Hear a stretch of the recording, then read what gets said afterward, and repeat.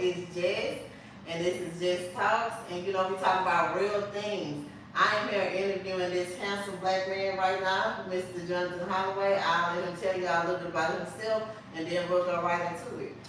Good afternoon, everybody, or good evening, rather. My name is Jonathan Holloway.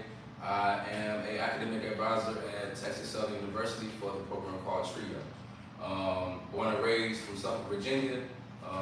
Graduated from Delaware State University in 2018. Recently just got his master's degree in Master's in Public Service in 2024. And now I'm working in higher education. And a little bit before that, I actually came from Virginia working as a counseling therapist. What?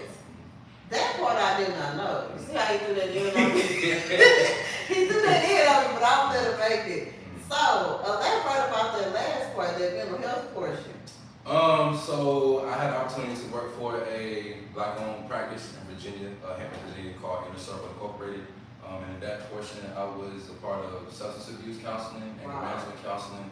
And I was actually the supervisor for intervention services. So I did a lot of stuff myself. Yeah, so first of all, I met this amazing man at TSU University. Let's start there.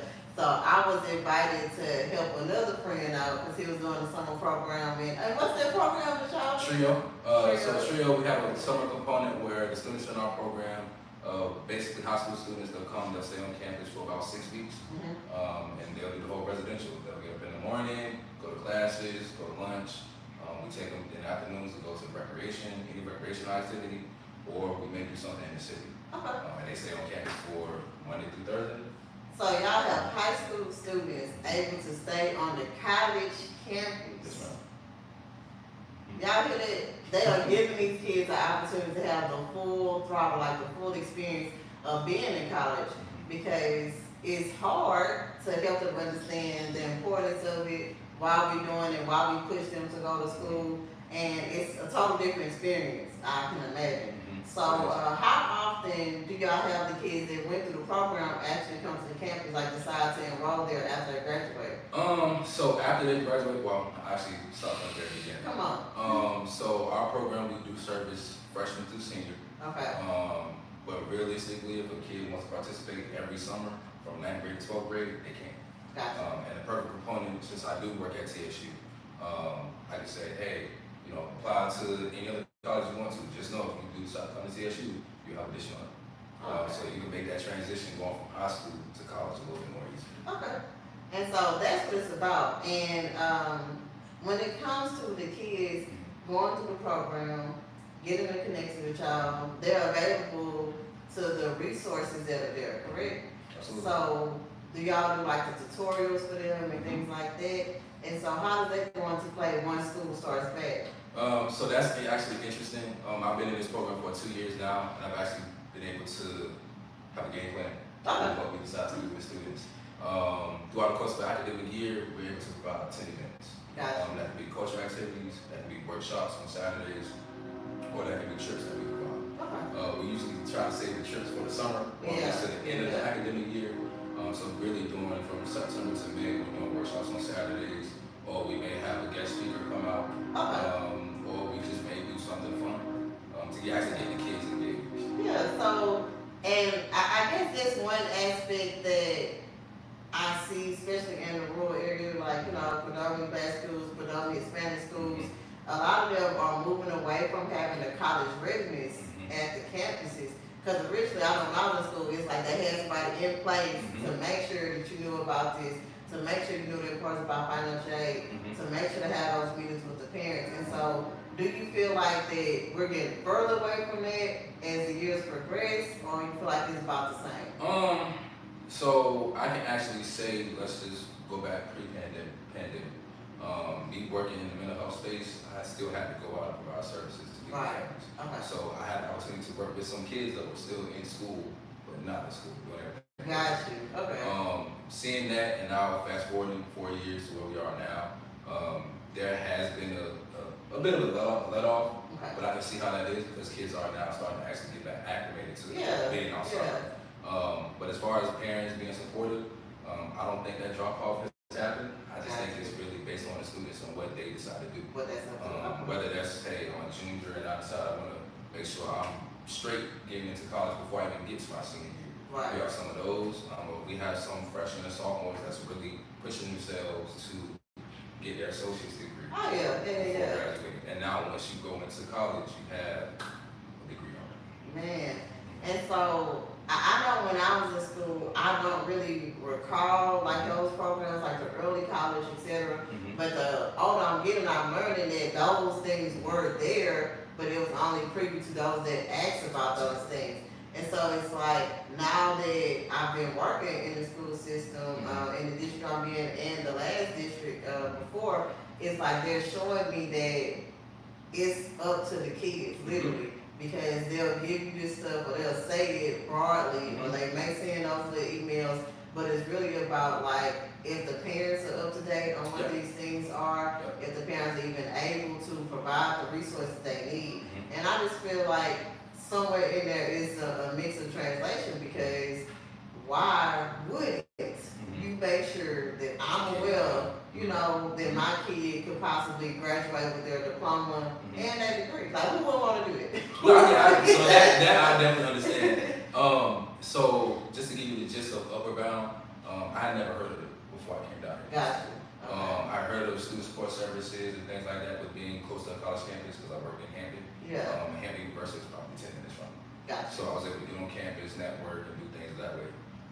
But moving here, there is more of a collegiate presence in high school. Gotcha. So part of my job is I can recruit high school students, 9th through 12th, like I said earlier. But the crazy thing is yes, it is the student's option. But one thing that I like to tell them too is utilize your resources. It's free. Yes. You don't have to pay for anything. Yeah. If they get involved with this program, I'm only responsible for 96 students. I have 3 high schools that I'm responsible for. Wow. I have some non-target, but I try to get majority of those high schools because that's really my grant. Gotcha. And so with those opportunities available, do you feel like more kids are coming each year, or you feel like it's kind of balanced out and y'all kind of stay consistent, or so mostly staying consistent? It's staying consistent. I can't say that, but getting feedback from my coworkers and past coworkers, and seeing old pictures, old photos from 2018, 2019. Right. You can see that there is somewhat of a decrease, but that's based on the students. So if you have a class or you have a group of students that saying, hey, you know, once I get to being a junior or a senior, I might have to scale back some stuff because I have sports, or I want to do it, I want to get a job or things of this nature. But then again, it just depends on the students. Right, and I feel like at the end of the day, the fact that y'all are pushing it, and I heard you say that you're responsible for 3 high schools, and so you're able to stay in contact with them throughout the course of the years. Students, guidance counselors, teachers, principals, I can go in and really network with my students, so that way if I say, hey, I have 12 seniors graduating, I need 12 more students. Right. Guidance counselor, hey, do you have any students that you have in mind that need the support, or that want the support, because that makes a big difference. Man, the need and the want. Because we all need help, and but you can lead them to the water, but you can't make them drink it. Absolutely. And it's we laugh about those kind of things, but those are real things. I think about even when I'm in school and I was a student athlete, I made sure that I had my grades together, and I'm not gonna stop doing this because of this, or I'm not gonna fall back on my grades because I got a track meet coming up. So it was just learning how to balance. I feel like it prepared me for my future self. Absolutely. Because I gotta take care of my grades first before I can go play. And then it's like, well, I don't want to be dumb either, so I'm gonna make sure that I get good grades, because I was one of the few, especially like in that time, you know, when everybody just want to go and run track or play football or play basketball or volleyball, right? And they used to laugh at me because like, why you got a backpack on and binders in your hand? Like, what's going on? But see, I was like in the underclass, I said it was up there. But at the end of the day, I learned that I have to have a balance. I have to be able to do these things and this simultaneously, or I'm gonna fall, I'm gonna lack at something. And so I try to, and at my job, while I'm teaching kids, because they got me teaching kids still, so I'm teaching the kids, and I try to help them with understanding that it's important to be able to do both. Absolutely. You know what I'm saying? Absolutely. And don't just think because you're good at this, that this was gonna come easy. Or don't feel like you're gonna be like just coasting. You know, once you go to college and once you do those things. Because at the end of the day, you got an answer to this stuff. Yeah, they'll give you the scholarship. Yeah, they may help you with the grade work, but what are you gonna do after that? Yeah, like, and that's up to you. And I think that's where my upbringing really helped me out. I'm the oldest, it's just me and my brother. Mother and father, 2-parent household, blessed to have that. But just being from that taught me structure. And even from that, like you, a former athlete, basketball, football, ran track in high school. Discipline. You had to be. Then going off to college. Being in Delaware, going to Delaware State University. That's 4 hours away from my hometown in Virginia. So being able to say, you know what, I'm gonna go out here and make a name for myself, not only because it's something that I want to do, but I'm the oldest, I want to at least lead out there and that's absolutely represent and make something of myself. And that just made the decision to come to Houston that much more. And then also just having the relationships that I had in my fraternity, Alpha Fraternity Incorporated.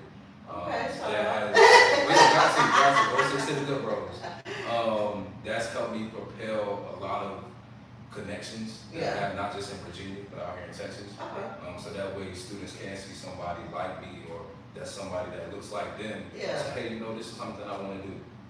This may be a path that I want to go down, whether it's doctor, lawyer, academic advisor. It doesn't just have to be I'm gonna play sports all the time. You can always, that can be your crutch. Of course. But you have to build yourself up to be adaptable to other things. I like that you said it the way. And it is important to know that I'm capable of this. I can do this well, but I want to make sure I can handle this as well. Because how many times have you seen the athletes that go, they get these scholarships, or they go to NFL, NBA, or whatever, and then once they get hurt or once something they're unable to do these things any longer, they have nothing to fall back on. They have no kind of plan. They don't know, the floor from the ceiling. It's just kind of one of those things.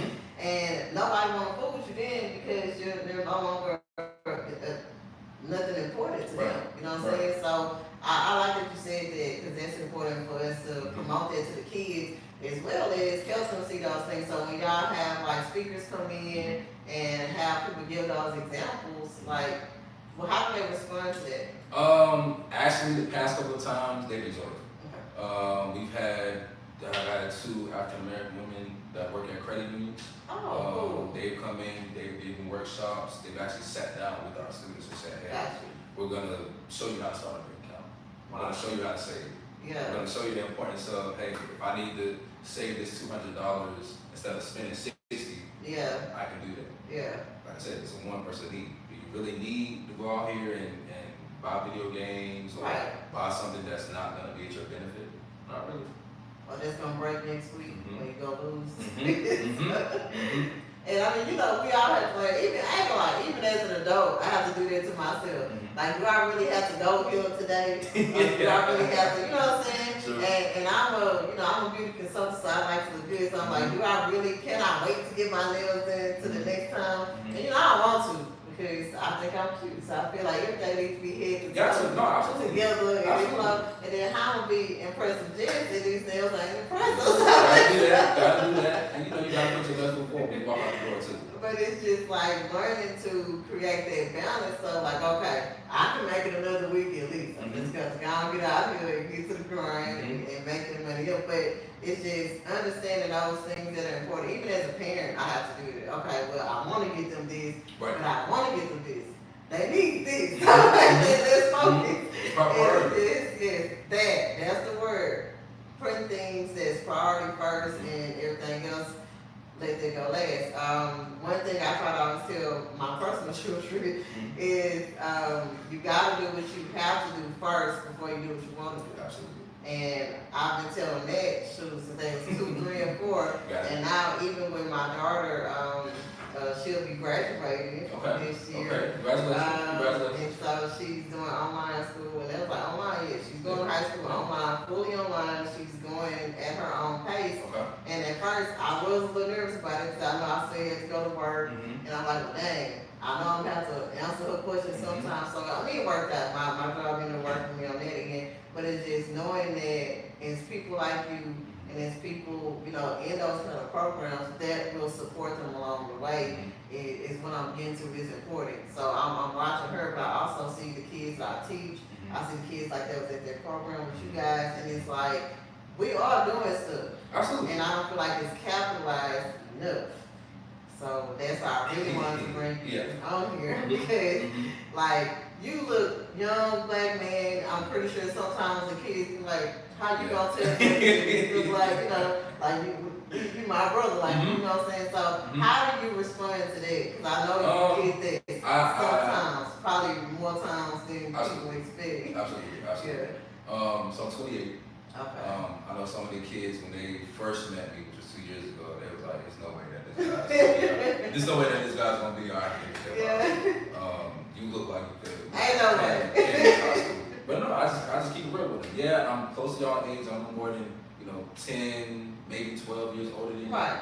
But I do have the experience of being in your shoes. Of course. So just because I'm not your age doesn't mean I don't know what I'm talking about. Right. So do they make you feel like positive about the interaction though? Once you see that, okay, let me just get this out of the way. It's like, do you do like the peel the band-aid out? So this is where I've used my experience working in mental health. I like that. I've been able to really transition from mental health to higher education. Okay. Where I feel like I'm good enough to where I can merge. Of course. Really, when I come in and I talk to my students, I don't treat them as if they're less than me. I meet them where they're at. And at the end of the day, all I do is ask for my respect. Yeah. You give me respect, I give you respect.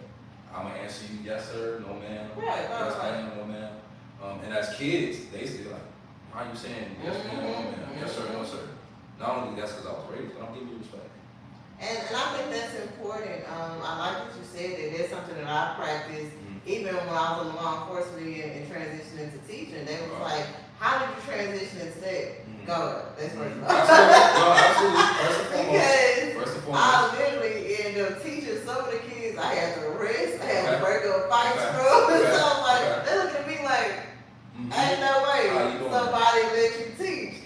Me too. I felt that way as well. I said, God, these people don't even know me for real. They got me out here trying to teach these kids. So it's just, and even then, people still was saying that I didn't look as old as I was. So it's kind of like, you ain't doing this much stuff this soon. Ain't no way. You know what I'm saying? It's a breath of fresh air. Yeah. Because in my program, like I said, we're responsible for 96 students. I know it's 96. And that's a big deal. Dispersed. That don't sound like a big number to some people, but that, all them personalities, oof. No, absolutely. You have to be a strong-willed person, not only to deal with the students, but you also have to make sure that you connect with the families. Yeah. Some families they got to trust you. Yes. And at the end of the day, it's about what can I do for you. I may not be able to find you an answer today, but give me tomorrow. And so, how do you translate that? Because I know sometimes it's like, how you gonna get shit you ain't got an answer for me? What's going on, Jonathan? So that's where I really preach to them, and students know me well. They say this is Jonathan, about how you so patient. Yeah. I'll just say God first. And literally, when I get answers, I'll make sure you're the first one to get it. But time, and we're in a society where everybody wants everything to be instant. Microwave. Life doesn't work that way. It does. Greatness takes time. Yeah. That's like building a diamond. Yeah. The diamond is not gonna happen overnight. Man, come on. At the end of the day, you just gotta wait patiently. Things will happen. And then there are certain things that's out of my control. Man. So at the end of the day, if I have a parent that's saying, hey, I was supposed to receive X, Y, and Z for the student, all I can say is, hey, I did my job. Right. Patiently with me, and Yeah. I'll make sure I have an answer for you. I'm never gonna leave you in a space where you just don't know, because that's where you get wandering thoughts. That's where you lose focus. Oh, yeah. And as a student, that could be like, man, they just telling me a bunch of X, Y, and Z. I'm not gonna. And that's what I was gonna say. That could be the make or break right there.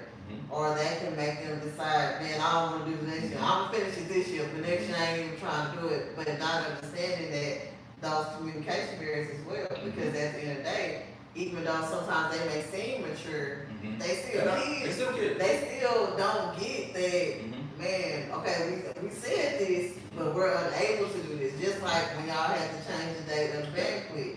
And I ain't gonna lie, I was like the kids, but hey, I was ready. When I was ready. So Absolutely. But you know, when life throw you, some curveballs here and there, it's just how you adapt. Oh yeah. Because at the end of the day, it's kind of like you gotta listen to the words that are being said. And with the kids, even if I just use that as an example, I didn't tell them that it was canceled. That's it. Totally. Right. I just said we're gonna reschedule. Not granted, some students were, upset, but that's when you come talk to me. Hey, Mr. Jonathan, I had X, Y, Z, I already had this plan. Cool, keep it. Yeah. I like the fit. I love the fit. Oh, my boy, they had I love the fit. I'm glad. Yeah, these kids were sharp. You hear me? They were sharp, and there was one boy in particular. What was his name? Was the dread? Kendra. He was so handsome, y'all. And he was like, man, I had my stuff all laid out. Y'all didn't even have all the stuff. Well, look, like you punches, but keep that same energy. Right. And 3 weeks later, we still. And he was sharp. So. He was still sharp. And so, on that note, how do you keep up with your own life outside of all, because you're a busy man. Work-wise, that is busy. Like, for real. So how do you find that time for you, for John? So it's funny that you asked me that, right? Being in mental health taught me to take care of myself, which is self-care, but actually being intentional with taking care of yourself. I had the biggest problem before, this was probably a couple years ago, with always putting other people before me. Right. So I'm okay. Yeah. So what do? When it's time to go to work, I go to work. When it's time to get off, I'm off. Yeah, completely off. So if I'm done work at 5:30, so like say the emails tomorrow, I can't help you. You gotta have the time where it's like, you know what, work is just strictly work, but now I have to take care of me. Oh yeah. After work, if I'm done with it, if I don't get a call from my boss or my executive director and she needs something, I'm either in the gym, going for a walk, I'm listening to music, anything to get myself in the headspace of, okay, you can put it, not necessarily put everybody else on hold, but put everybody else on hold and make sure Jonathan's good. Because it's a pause, it's just a little pause. Absolutely. And pause for the cause, and the cause is for you to get yourself together. So do you agree that when you look good, you feel good? Absolutely. And what's the deal? You look good, you feel good. You feel good, you play good. You play good, you pay good. Man, look, okay. You eat good, you got good. That's it. I try to teach my kids, the kids I teach, the people I mentor, that presentation is 80%. If you look like you know what you're talking about, those people gonna listen to you. You can be dumb as a box of rocks. But if you have good hygiene, if you smiling when you talking to them, if you present yourself accordingly, have good manners, people will listen to whatever you say, they'll buy whatever you sell, etc. And it's kind of like one of those things, the genuineness of it as well. You can't just be out here like shaking and because people gonna see, you can see right through it. And that's why I tell people, like, I can see the authenticness and I can see when somebody's bullshitting me. Don't, take that somewhere else. You know what I'm saying? Because at the end of the day, I'm here to help whoever I can. Just here to help. I tell everybody, I say, I'm just here to help. And they laugh, but I'm for real, because if I can't help you with something and I can't help improve whatever situation you got going on, why am I here? What is the purpose? And I thank y'all for trusting me to speak with the kids that day, because at the end of the day, like I met y'all, everybody was cool. I saw what y'all was doing, and I wanted to help how I could. And that was a big deal to me. And I don't do, like, I know I have a podcast, I do the show and all this, but I don't generally go and speak a lot. Okay. So, I understand that. And it was kind of like, I ain't gonna lie, I'm always nervous every time.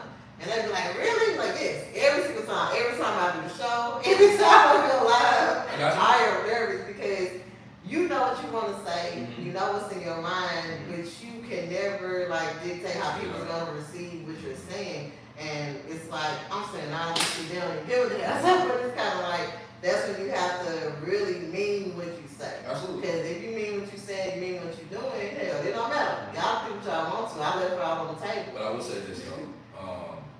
and this is, going back to, growing up and upbringing and being around certain people. For me, I've always been one to know the energy that's around. Right. I've always been told, Jonathan, your sense of discernment is off the charts. That's it. You walk around. Y'all had discernment. Discernment. You walk around here like you've been here before. Yeah. Maybe I haven't.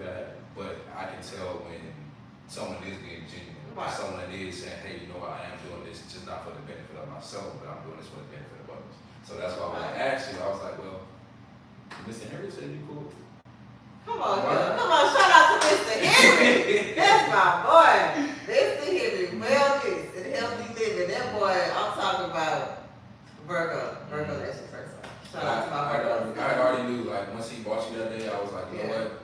Even though, that was the last day of class and things that got cut short, I was like, I'm going to use you. And I appreciate that. Y'all hear that? He gonna use me in a positive way because I'm fine with being used, but don't misuse me. Mm-hmm. That's what I got called. Don't misuse me. Because then you're trying to play me and insult my intelligence, and I can't do that. And I want to tell you, like, the same. I'm like, okay, they really trying to do something. I saw how engaged y'all were, and I had heard of the upper bound, but I haven't heard of that end of the trio. And then I was like, okay, and so then Mr. Henry was like, no, you remember when such and such, and that's what he was talking about, Mr. Jose. Yes. So Mr. Jose. I met him before, and he was like, no, you met him. I'm like, I guess so, maybe, because you meet so many people, especially in teaching and all that. I'm like, okay, if you say I met them, man, I met him. So, but when I saw him at the event, I'm like, oh, I do remember him.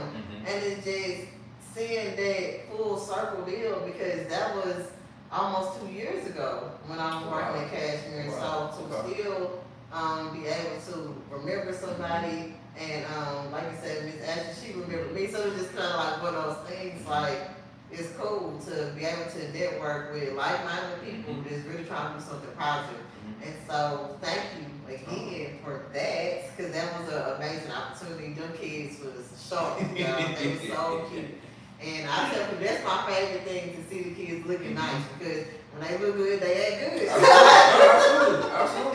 Absolutely. That was awesome. They eat their little food and not trying to mess up their clothes. I know this right. Look, we try to get them in places where you're not comfortable. We try to get you in places where you do have to wear a shirt with the collar. You do have to wear dress pants. You do have to wear a dress. Not something that's tight fitting, but something that is professional. Exactly. Because you never know who you're going to run into, who you're going to meet, or a possible connection that you may make. Yes, you're in high school, but that doesn't limit the people that you can talk to.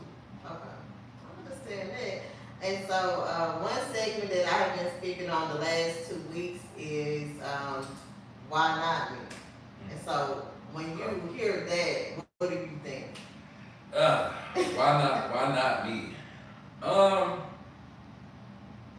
It's actually a great question. So it's funny because when you asked me that, the first thing that popped into my head was literally telling the story of I was premature.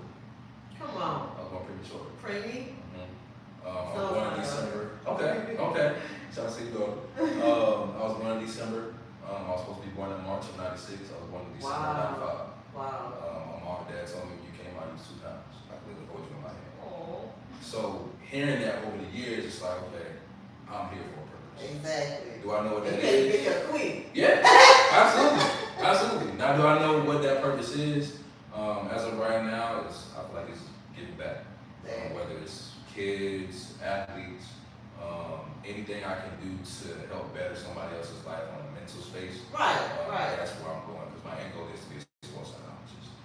Shut up. I know this, right? Come on, So, being a former athlete and knowing that, it takes a lot. Yeah. Just being a black man in the United States. Come on, black man.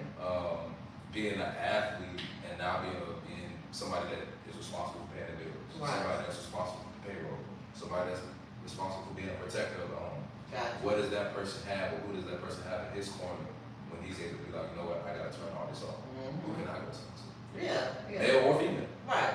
And as you can see, like with the Olympics, some athletes do go through mental health issues and they don't voice it.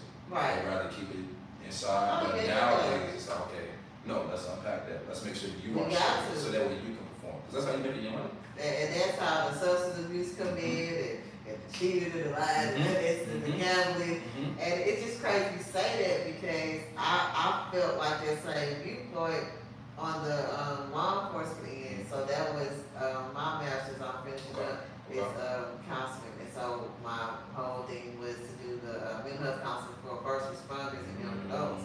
Because I understand that. Like having that PTSD, that shit real. Nobody want to talk to somebody that ain't never been a first responder. Because if you haven't been a first responder before, you cannot tell me nothing about me having to go this place and this place, this place. I went to 10 different places for 10 different emotions from different people, and I'm alive when I got home. That's a lot. That's a lot. Absolutely.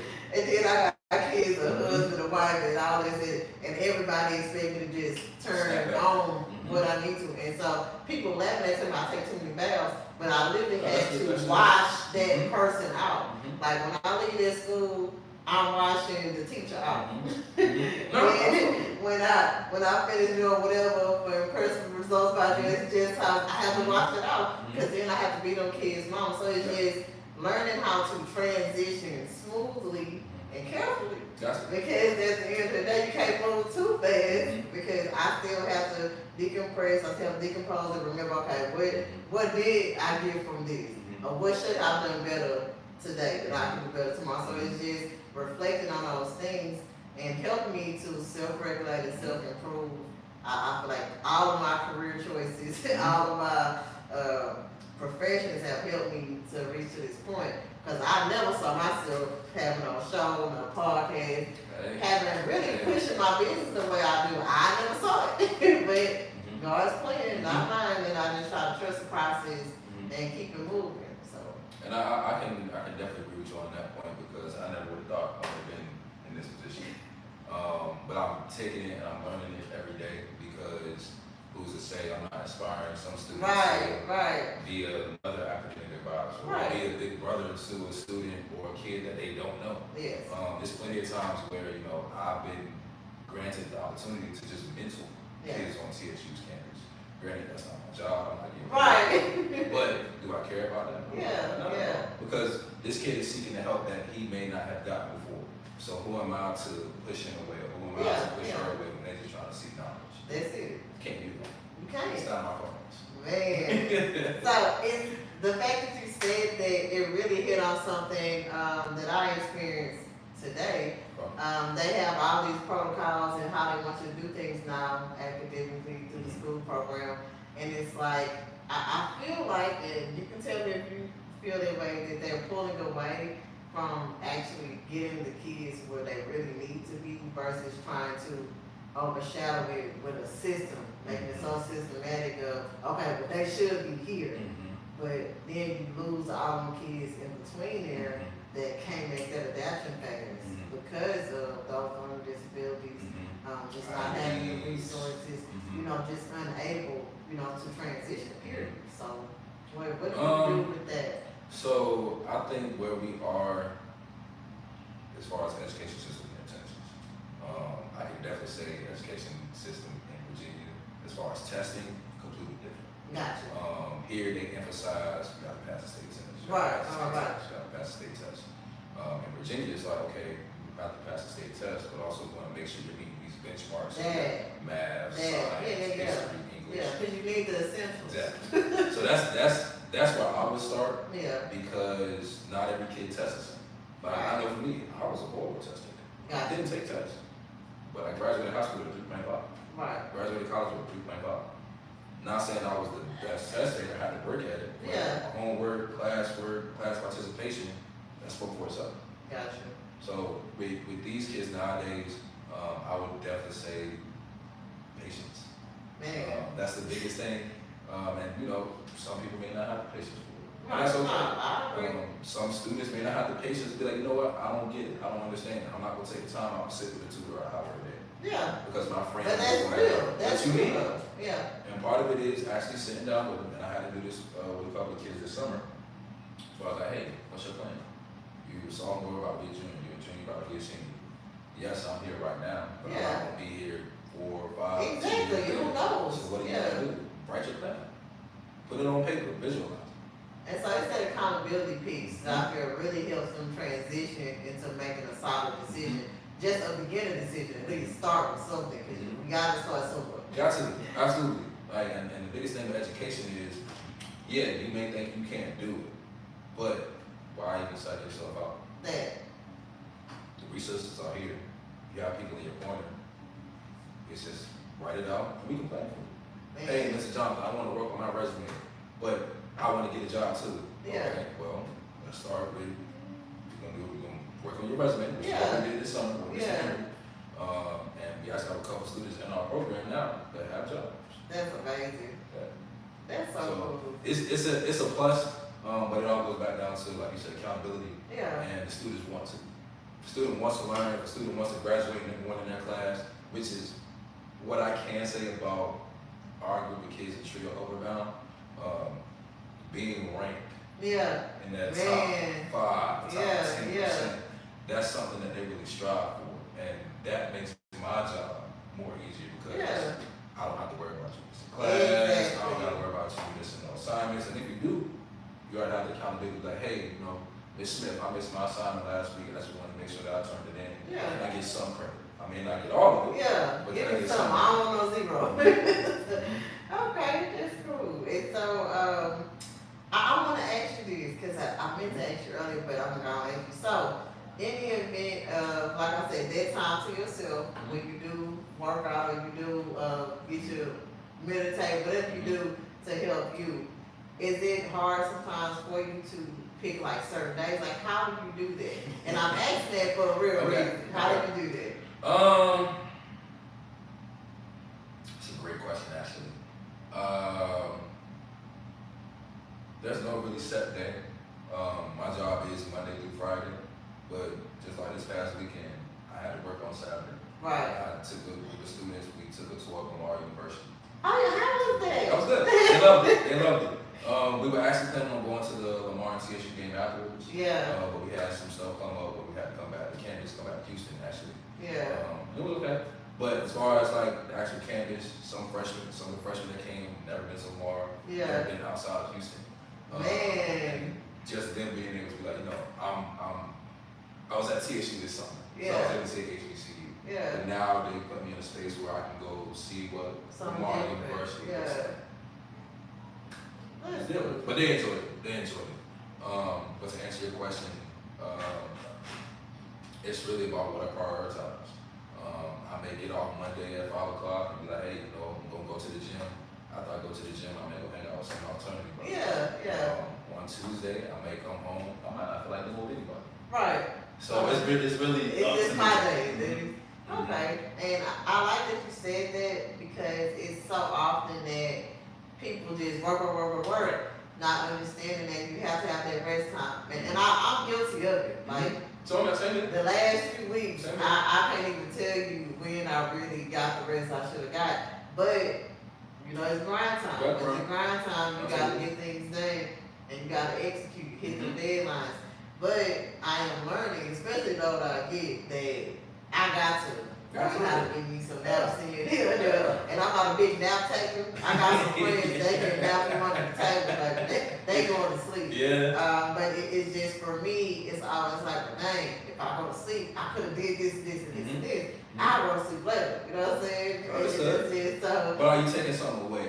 right. So now I'm like, if I can I go on my therapist bag a little bit? Yeah. Because that time that you take away from yourself, yes, you can be using that for X, Y, and Z, but 20 minutes out, Yeah. nothing. No, I didn't say an hour or 2 hours. Now you really Right, now you really like But push if you me. need 20 minutes here, 30 Oh, minutes yeah. there, Little power nap. recharge, absolutely. And what I learned is even if I just turn all the lights off, you know what I'm saying, and just sitting in there, not even no music playing, nothing, but just sitting there and just really coming to my mind, okay, so what do I need to do? You know, because a lot of times, like you said, having those plans, it starts here. It starts in the mind. Do I even know why I'm making a plan? You know, we'll start writing all this stuff out with no end goal.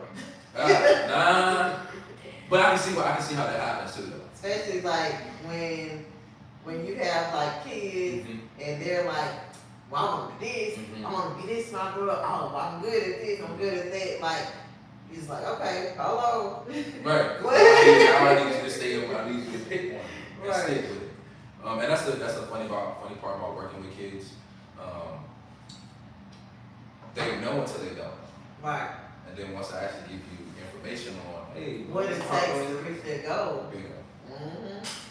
And it's funny because they may say, hey, I want to go to a school out of state. Right. Like, we had a couple kids that came up to me and said, hey, Mr. Jonathan, like, how did you make the transition out of state? You was in Virginia, but you went to school in Delaware. Yeah. I said, for one, my grades. They gave me an academic scholarship. Amazing. Yeah, I get an academic scholarship. Yeah. It's possible. It's definitely possible. But look, you don't even have to, people think that they have to be like 4.0, like just literally sustaining good grades and good is when you have A, B, C, as long as you not in the D's and the L's, you can pretty much get your academic scholarship somewhere, even if it's partial. And I think that's important for people to understand that. I don't have to be mad cum laude and all that just to be able to get, you know what I'm saying? But sometimes kids feel that way. Yeah. Like if they're not at that type of rank, then they don't Oh, have no, the opportunity. and something that I like to tell my kids now too. Like I said, Texas education system is very different from Virginia, right? Just prime example, population of the hospital. Got you. I don't know how I would have fared in that atmosphere. It was 3 high schools in my city. Got you. How many high schools did it? Man, look. So so that just goes to show like it's competition. Per school district, literally, schools are being built by multitude. So. And that comes with more competition. Yes. That comes with more people trying to fight for the same spot. Which right. by all means, do it. Let's go. But just know, okay, if I finish in that top 15, top 10, top 5%, that's not saying that you're less than. Exactly. It's saying you're a part of that echelon. Yeah. So treat it as such. Okay. I like that. And so, tell everybody where they can find you. So you guys can follow me on Instagram. I don't have a TikTok. I'm sorry. I'm starting to get new to that. But y'all can follow me on Instagram at JustBeingJon, JustBeinJon. Okay, so what about the trio? So Trio right now is actually in a makeover with our social media platform. Gotcha. But if you guys have any questions about the program, you guys can email me. It's Jonathan, JONATHAN .Holloway, HOLLOWAY @TSU.edu. Thank you, I appreciate this. So do you have anything you would like to add at all? Just some words for everybody. I know we're about to end off 2024, going into 2025. Keep God first, keep grinding, keep your goals in mind, and just know at the end of the day, if you do keep God first, and when you keep God first, blessings will happen. Come on here. There's no such thing as no, because when one door closes, another one opens. Right, or a window. Yeah, that's it. But I thank you, I appreciate you. This won't be his last time on this talk. Y'all want me back? But it's most definitely introduction, let the people know who you are and what you're doing. If you could give one nugget to a young black man that may be in limbo of what he want to do with himself, what would you say?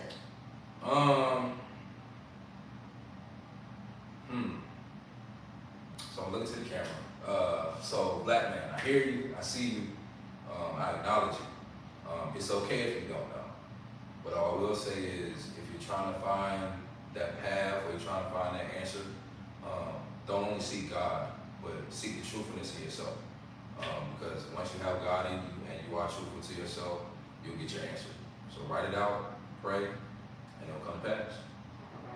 I appreciate you. Thank you, sir. No So it's Jess and JessTalks, and as usual, I love y'all. Be blessed, stay positive, and keep going.